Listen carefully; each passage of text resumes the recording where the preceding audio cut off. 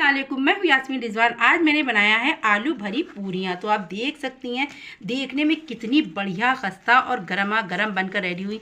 अंदर तक इसकी कितनी बढ़िया से स्टफिंग आई है, ये भी आप देख सकती हैं। और मैंने इसके साथ बनाई है एक स्पेशल खट्टी मीठी टमाटर की चटनी। और इसी के साथ मैंने अभी हाल ही में अचार डाला था नींबू का और मिक्स, तो वो भी सर्व किया है। तो चलिए शुरू करते हैं अपनी इस रेसिपी को।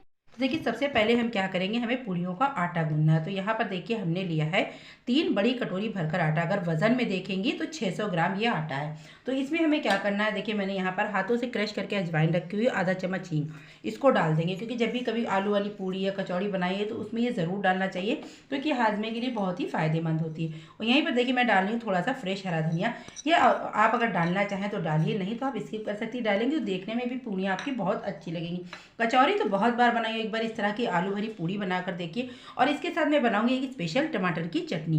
तो यहाँ पर देखिए 2 छोटे चम्मच मैंने ऑयल डाल दिया है। ये रिफाइंड ऑयल है, आप चाहें तो यहाँ पर घी का यूज़ भी कर सकती हैं। यहाँ पर देखिए हम डाल देंगे 1 चम्मच नमक, क्योंकि इसमें स्टफिंग में भी नमक पड़ेगा, तो इस बात का ख्याल रखिए। और इसका जो आटा गूंदेंगे वो हम बिल्कुल हल्का सा नीम गर्म पानी रखेंगे, बिल्कुल ताज़ा जैसा। और पहले इन सबको अच्छे से मिक्स कर लेंगे। जो मैंने रिफाइंड वगैरह डाला है इसमें अच्छे से आटे में मिला लेंगे। और मिलाने के बाद ही गूंदेंगे। और इस डो को बहुत ही सॉफ्ट सा लगाना है, बहुत ज़्यादा टाइट मत लगाइए। क्योंकि जब भी कभी पूड़ी बनाइए आलू भरी या दाल भरी, तो उसका आटा ज़्यादा टाइट लगा देंगे, जब आप वो बेलेंगी तो वो फटने का डर रहता है। तो अगर आप थोड़ा सा आटा मुलायम गूंदेंगी तो उससे क्या होता है, आपकी पूरी फटेगी भी नहीं और बहुत ही बढ़िया बनकर रेडी होगी। तो देखिए मैंने इनको अच्छे से सबको मिक्स कर दिया है। अब हम थोड़ा थोड़ा सा पानी डालकर इस आटे को गूंदेंगे। जैसे मैंने कहा, हल्का सा गर्म पानी मैंने लिया, बिल्कुल ताज़ा जैसा होना चाहिए, बिल्कुल ज़्यादा गर्म भी नहीं होना चाहिए। इस तरह से डालते जाएंगे और आटे को हम गूंदते जाएंगे। सारा इकट्ठा कर लिया। अब इसको हल्का हल्का सा पानी लगा के गूंदिए, क्योंकि ये सॉफ्ट है। देखिए जब मैंने इसको इकट्ठा ही किया अभी भी ये इतना सॉफ्ट है। तो जितनी देर आटा गूंदेगा, कम से कम इस पूड़ी के लिए आप 5 से 7 मिनट तक आटा गूंदिए। जितना अच्छा आटा गूंदेगा उतनी ही बढ़िया फूली फूली सी आलू की पूड़ी बनती है। सॉफ्ट मैंने आटा गूंद लिया। अब इसको हम ढककर रख देंगे कम से कम, जब तक कि मैं स्टफिंग की तैयारी करूँगी, चटनी बनाऊँगी। इसीलिए आटे को सबसे पहले आप गूंद लीजिए, क्योंकि जब इसको जितना अच्छा रेस्ट मिलेगा उतना ही अच्छा इसका रिजल्ट होगा। देखिए सबसे पहले मैंने टमाटर की चटनी के लिए जो लिया हुआ है सामान मैं आपको दिखाती हूँ। यहाँ पर मैंने 4 टमाटर लिए। लेकिन आप एक ख़ास चीज़ देखिए, इसमें जो मैंने टमाटर लिए वो बिल्कुल रेड नहीं लिए हैं, क्योंकि थोड़े से जो हरे से होते हैं, हल्का सा हरापन दिखता हो, उसकी आप अगर इस तरह की चटनी बनाएंगे तो यकीन मानिए बहुत ही टेस्टी और लाजवाब बनती है। तो मैंने यहाँ पर 4 बड़े साइज़ के टमाटर लिए हुए हैं। इनको अच्छे से वॉश करके मैंने सारी सब्जियाँ ली हैं। और यहीं पर देखिए मैंने ली 2 बड़े साइज़ की प्याज। और यहाँ पर मैंने 2 लाल मिर्च लिए हैं और 2 हरे मिर्च लिए। बिल्कुल तेज़ नहीं होते, लेकिन चटनी में इसका टेस्ट बहुत अच्छा आता है। यहाँ से मैंने 12 से 13 कलियाँ लहसुन की ली हैं। और ये 5 मैंने हरे मिर्चे लिए हैं। तो ये भी काफ़ी तेज़ नहीं, क्योंकि चटनी थोड़ी सी स्पाइसी होती है तो अच्छी लगती है।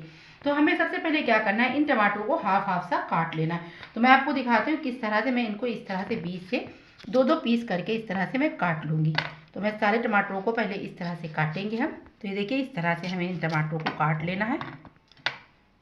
और इनको काटने के बाद में हमें क्या करना है, जो मैंने यहाँ पर ये लिया हुआ है प्याज, इसको भी मुझे इसी तरह से हाफ हाफ सा काट लेना है, जैसे कि मैंने टमाटरों को काटा है। प्याज को भी मैंने इसी तरह से काट लिया है। इस तरह से मैंने इनको काट लिया। अब हमें क्या करना है, यहाँ पर मैंने एक पैन लिया, उसमें देखिए 1 छोटा चम्मच ऑयल डाला है। बहुत ज़्यादा ऑयल यहीं नहीं डालेंगे। और इस तरह से टमाटरों को हम इस पैन में लगा देंगे। तो ये देखिए मैं इस तरह से पैन में लगा रही हूँ। और जब मैं टमाटर लगाऊंगी उसी के साथ इस तरह से प्याज को भी हम लगा देंगे पूरे पैन में, इस तरह से थोड़ा सा जगह बनाते हुए कि इस तरह से पैन में लगा देंगे। और लगाने के बाद मुझे क्या करना है, इसको कवर कर देंगे। तो यहाँ पर क्या करना है, गैस के फ्लेम को बिल्कुल लो भी नहीं रखना और बिल्कुल हाई भी नहीं रखना। तो मीडियम लो फ्लेम पर मैं इसको लगाकर इस तरह से कवर कर दूंगी। कम से कम 4 से 5 मिनट के हो चुके हैं। आप देख सकते हैं टमाटर मेरे कितने बढ़िया से सॉफ्ट हो गए हैं। तो अब हमें क्या करना है, धीरे से इनका छिलका जो है वो इस तरह से हम हटा लेंगे। तो इसका छिलका हटाते हैं, बहुत आसानी से हट रहा है। आप देखिए बिल्कुल भी दिक्कत नहीं आती है। और छिलका क्या होता है, जब चटनी बनती है तो वो चॉप नहीं हो पाता है, इसलिए इसका छिलका हटा देना ही बेटर रहता है। यहाँ पर हमें क्या करना है, गैस के फ्लेम को मैं हाई कर दूंगी। और जब ये हाई करेंगे तो मैं आपको दिखाती हूँ, इस तरह से प्याज को हम पलट देंगे। देखिए जो ये प्याज है वो पलट देंगे तो नीचे भी थोड़ी सी ये पक जाएगी। आप देख सकते हैं इससे थोड़ा सा कलर आ गया है। और जब गैस की फ्लेम हाई रहेगी तो ये दोनों तरफ से इस तरह से हो जाएगी। और यहीं पर मुझे क्या करना है, जो हमने लहसुन की कलियों को लिया इस तरह से साइडों में, इसको भी डाल देंगे कि थोड़ी सी ये भी इसी में थोड़ा फ्राई हो जाए और पक जाए। इससे क्या होता है, इस चटनी का टेस्ट बहुत ही अच्छा आता है। तो इन सबको डालने के बाद में जो मैंने ली थी यहाँ पर मोटी वाली मिर्च, उसको भी मुझे यहीं पर डाल देना है। तो देखिए मैं ऐसे ही डाल दे रही हूँ, ज़्यादा नहीं कुछ करना है। और यहीं पर मैं ये वाले मिर्च को भी डाल दूँगी और गैस की फ्लेम को हाई रखेंगे, क्योंकि जो नीचे मेरा थोड़ा सा पानी है वो जल जाए और ये थोड़ी सी चटनी और ये टमाटरों में भी इसका टेस्ट आ जाए, टमाटर का सारे मिर्चों में भी टेस्ट आ जाए। देखिए इस तरह से इसको हल्के हल्के हाथों से हम मिक्स कर दे रहे हैं। और मिक्स करने के बाद मुझे अब क्या करना है, आप देख सकती हैं पानी भी सूख चुका है। और अब हम यहाँ पर इसको गैस को बंद कर देंगे, जो मिर्चें वगैरह है वो इसी में हम छोड़ देंगे, थोड़ा सा इसको ठंडा होने देंगे। स्टफिंग बना लेते हैं। तो यहाँ पर देखिए मैंने आधा किलो आलू लिए थे, उनको उबाल कर मैंने ठंडा करने के लिए रख दिया था, क्योंकि जब ठंडा करके आप बनाएंगे इसकी स्टफिंग तो ये पूरियाँ फटती नहीं है। तो ये देखिए मैंने एक कद्दूकश ले लिया, हाथ से नहीं तोड़ेंगे इसको, इस तरह से हम कद्दूकश कर लेंगे। इससे क्या होता है, इसमें एक भी गुठलियाँ नहीं आती है जो आपकी पूरी फटने का डर रहे। कभी भी आप अगर आलू भरा पराठा मैं बनाती हूँ तो भी मैं इसी तरह से कद्दूकश करके ही आलू को लेती हूँ। तो इससे क्या होता है, इसमें बिल्कुल भी लम्स भी नहीं होंगे, बहुत बढ़िया से इसकी स्टफिंग भी बनेगी और भरने में भी और बेलने में कोई दिक्कत नहीं आती है। तो ये देख सकती हैं आप कितना बढ़िया से ये निकल रहा है, एक भी देखिए आप इसमें गुठली या लम्स नहीं मौजूद है। तो हमें ऐसे ही सारे आलूओं को कद्दूकश कर लेना है फटाफट से। पूरा कद्दूकश कर लिया, आप देख सकती हैं कितना बढ़िया से हुआ, एक भी इसमें लम्स नहीं है। अब हम इसमें डालेंगे चटपटे से मसाले। तो सबसे पहले मैं डाल लूँगी 1 चम्मच चाट मसाला, क्योंकि पूरी या कचौड़ी की अगर स्टफिंग बढ़िया होती है टेस्टी, तो खाने में और भी दुगना टेस्ट आता है। नमक जैसे कि मैंने कहा टेस्ट के अकॉर्डिंग, आटे में नमक पड़ा है तो इस बात का ख्याल रखेंगे, स्टफिंग में नमक तेज़ नहीं होना चाहिए। तो देखिए यहीं पर मैं डाल रही हूँ 1 चम्मच कुटी हुई लाल मिर्च, और यहीं पर मैं इसको थोड़ा सा कलर देने के लिए आधा चम्मच हल्दी पाउडर लिया है मैंने, आधे चम्मच से थोड़ा सा ज़्यादा लिया हुआ है। और यहीं पर हम डाल रहे हैं इसमें भुना कुटा जीरा, मैंने 1 चम्मच भुना कुटा जीरा डाला है। यहीं पर मैंने भुनी कुटी धनिया डाली है 1 चम्मच। और इन सबको डालने के बाद मुझे क्या करना है, इसके यहाँ पर डालूंगी मैं थोड़ा सा फ्रेश हरा धनिया। तो आजकल धनिया तो बहुत आ रहा है, सर्दियों का टाइम है, तो मैं यहाँ पर ढेर सारी हरी धनिया डाल रही हूँ। और इसकी बाइंडिंग के लिए थोड़ा सा ये बाइंड हो जाए, इसका थोड़ा सा टेस्ट बदल जाए, तो ये मैंने 2 चम्मच छोटे बेसन लिया हुआ है, इसको मैंने हल्का सा रोस्ट कर लिया है। तो उससे क्या है, इसकी खुशबू दुगनी हो जाती है। अगर आप चाहें तो यहाँ पर चनों को भी, जो भुने चने होते हैं उनको भी पीस कर आप डाल सकते हैं। तो इनको अच्छे से स्टफिंग में मिला लेंगे और इसकी बना लेंगे हम एक चटपटी सी स्टफिंग। ये स्टफिंग मेरी रेडी हो चुकी है, बहुत ही चटपटी सी बनी है। तो चलिए अब बनाते हैं सबसे पहले चटनी को। तो देखिए मैंने यहाँ पर बड़ा सा चॉपर ले लिया है, और जो मैंने ये चटनी को पीस बना यानी कि रखा हुआ है बनाकर, इसको अब हमें इसमें डाल देना है। तो मैं इकट्ठा ही बना रही हूँ, तो मैंने सारे बड़े चॉपर में डाल लिया। अगर आपके पास छोटा है तो आप थोड़ा थोड़ा करके भी इसको चॉप कर सकती हैं। इसको पीसना नहीं है, बिल्कुल इसको चॉप कर लेना है। पर मैं चॉप किया तो मैं आपको दिखाने के लिए मैं आप दिखा रही हूँ। देखिए इस तरह से चॉप करिएगा कि मिर्ची वगैरह देख सकते हैं आप, टमाटर कैसे दिख रहे हैं, बिल्कुल बारीक मत पीसिएगा, क्योंकि इस चटनी का टेस्ट तभी आता है जब ये इस तरह से मसाले, इसके जो सब्जियां हैं वो चॉप होती। चलिए मैं इसको निकाल लेती हूँ किसी बाउल में। अब हम देखिए मैंने इसको एक बाउल में निकाल लिया। अब हम डालते हैं इसमें मसाले जो इसके फ्लेवर को बढ़ा देंगे। तो सबसे पहले मैं यहाँ पर डाली हूँ आधा चम्मच काला नमक, कि मैंने आधा चम्मच काला नमक डाल दिया है। और यहीं पर अब हम डालेंगे इसमें भुना हुआ जीरा, क्योंकि इस चटनी में इसका टेस्ट बहुत ही अच्छा आता है। तो मैं आधा चम्मच भुना जीरा डाल रही हूँ। यहीं पे मैं डाल रही हूँ आधे चम्मच से भी कम मैंने भुनी कुटी धनिया डाल दी है। और यहाँ पर अब देखिए मैं डाल रही हूँ बिल्कुल दरदरी सी, तो ये देखिए मैंने दरदरी सी मिर्च डाल दी है। और अब इसमें हम डालेंगे नमक, जैसे कि मैं कहती हूँ नमक टेस्ट के अकॉर्डिंग। तो देखिए यहाँ पर मैं नमक डाल रही हूँ। तो मैंने यहाँ नमक आप टेस्ट कर लीजिए, कम है कि ज़्यादा, उस हिसाब से हम डालेंगे।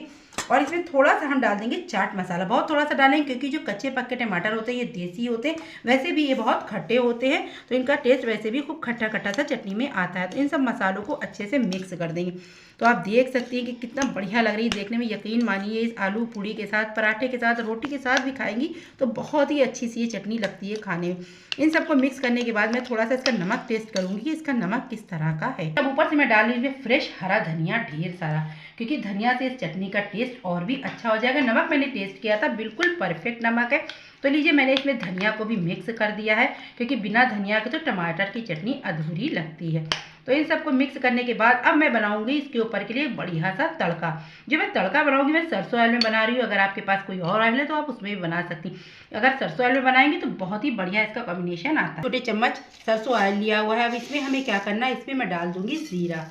तो जैसे ही ये जीरा चटकने लगेगा और इसका कलर थोड़ा सा ब्राउन हो जाएगा, हम गैस की फ्लेम को बंद कर देंगे, क्योंकि जब मैं इसमें पिसी मिर्च डालूंगी तो इस बात का ख्याल रखना चाहिए, अगर आप गर्म तेल में डालेंगी तो वो बहुत ही ज़्यादा धुआं होने लगता है और आदमी के मिर्चा चढ़ जाता है। तो देखिए जब तक कि मेरा जीरा हो रहा है, अभी गैस की फ्लेम को हम ऑन ही रखेंगे। लगा कलर बदल गया है, गैस के फ्लेम को अब हम बंद कर देंगे। और अब हम यहीं पर डाल देंगे आधा चम्मच कश्मीरी देगी मिर्च।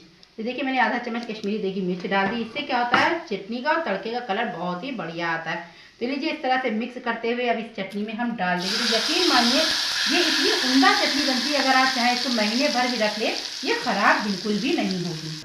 चटनी पे लग गया है तड़का और हमें इसको मिक्स कर देना। तो देखिए कितनी बेहतरीन और कितनी टेस्टी ये चटनी लग रही है। एक बार इसको आप ज़रूर ट्राई कीजिए, आपको अगर पसंद आए तो मुझे ज़रूर बताइए। मैंने कई तरह की टमाटर की चटनी डाली है, ये थोड़ी अलग सी मैंने बनाई है। जब मैं ये पूड़ी बनाती हूँ तो इसके साथ हम इस चटनी को ज़रूर बनाते हैं। हमें इसकी लोइयाँ काट लेनी है। तो मैंने इतनी बड़ी लोई ली है, पूड़ी से थोड़ी सी बड़ी।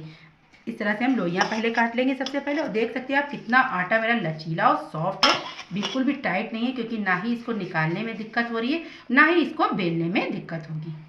तो देखिए मैंने अभी इतनी लोइयाँ काट ली हैं। जितनी पूड़ी आपको बनानी हो बनाइए, अगर आपको बाद में बनाना है तो आप उठा कर रख दीजिए, ना ही आटा ख़राब होगा ना ही स्टफिंग। तो मैं देखिए इस तरह से कटोरी की शेप में इसको करे ले रही हूँ।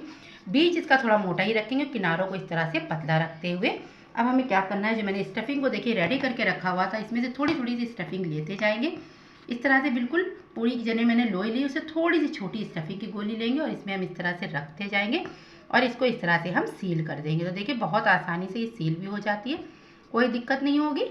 और मैं अभी आपको बेल कर दिखाती हूँ कि कितनी आसानी से बिल जाएगी। तो इस तरह से इसके मुंह को अच्छे से आप चपका दीजिए, यानी कि इस तरह से हाथों से करते हुए, और ऐसे ही हम इस आटे को निकालेंगे नहीं, इसी में हम दबा देंगे। और इस तरह से करके हाथों से पहले हल्के हल्के इसको इस तरह से चारों तरफ इसकी स्टफिंग को फैला दीजिए। और जब ये चारों तरफ इसकी स्टफिंग बराबर से सील हो जाए तब हल्का सा आटा लगाकर हम इसको बेल लेंगे। तो मैंने इसको गेहूं के आटे से बनाया है, मैदे से नहीं बनाया, तो ये फ़ायदेमंद भी रहता है। इस तरह से हाथों से इसको थोड़ा सा बड़ा कर लूँगी। अब हम इसको बेलन से बेल लेंगे। आप देख सकती बिल्कुल कहीं पर भी ये पूरी फटी नहीं है। मैं एक पूरी आपको बेल के दिखा रही हूँ, आप देख सकती बिल्कुल हल्के हाथों से बेलिए, ज़्यादा ताकत मत लगाइए, बहुत आराम से बेलेगी और बिल्कुल भी नहीं फटेगी। तो इसीलिए मैंने कहा था जब आप आटे को सॉफ्ट रखेंगे तो आपको बेलने में बिल्कुल भी कहीं से दिक्कत नहीं आएगी। आप देख सकती हैं आलू की स्टफिंग चारों तरफ से जाहिर भी हो रही है और पूरी कहीं से भी फटी नहीं है। ऐसे ही मुझे पूरी सारी पूड़ियों को रेडी कर लेना। पूरियाँ बिल्कुल रेडी हो चुकी हैं, आप देख सकती हैं दोनों तरफ से मैं आपको दिखा रही हूँ, कहीं से भी ना फटी है ना ही स्टफिंग बाहर आई है। तो यहाँ पर ऑयल को जब भी पूड़ी कभी बनाए तो ऑयल को खूब अच्छे से गर्म कर ले। तो ऑयल बहुत बढ़िया से गर्म हो चुका है, रहमानी रही। तो चलिए इस पूड़ी को हम डाल देते हैं और इसको इस तरह से हल्के हल्के से हम हिलाते रहेंगे कि जो हमारी पूड़ियाँ हैं वो फूलना शुरू कर दें। चूँकि अब हमें क्या करना है, इसको धीरे से हमें इस तरह से पलट देना है। तो आप देख रही है कितने बढ़िया से फूल रही है। ऐसा नहीं है कि ये पूड़ी फूले नहीं, लोग कहते हैं सॉफ्ट आटे से बनाने से फूलती नहीं है। तो आप देख सकते हैं मैंने सॉफ्ट आटे की पूड़ी बनाई है, यानी कि आलू भरी पूरी बनाई है, तो कितनी बढ़िया सी फूल गई है। इसको दोनों तरफ से मुझे बिल्कुल गोल्डन कर लेना है। बस याद ये रखना है कि तेल जो होता है वो थोड़ा सा अच्छा गर्म होना चाहिए। तो ये लीजिए एक पूड़ी मेरी निकाल के मैं आपको दिखाती हूँ कि कितनी बढ़िया बनी है और कितना अच्छा सा इसका कलर आया है। ये दूसरी को भी मैं ऐसे ही डाल दूंगी। ऐसे ही मुझे अपनी सारी आलू भरी पूड़ियों को रेडी करना है। देखिए मेरी पूड़ियाँ कचौ यानी कि आलू भरी पूड़ियाँ, टमाटर की चटनी और ये है अचार। ये मैंने नींबू का अचार बनाया था, ये मैंने मिक्स अचार बनाया था अभी हाल ही में बिना धूप के, बहुत ही टेस्टी बना है। अल्लाह हाफिज़, फिर मिलेंगे एक नई डिश के साथ।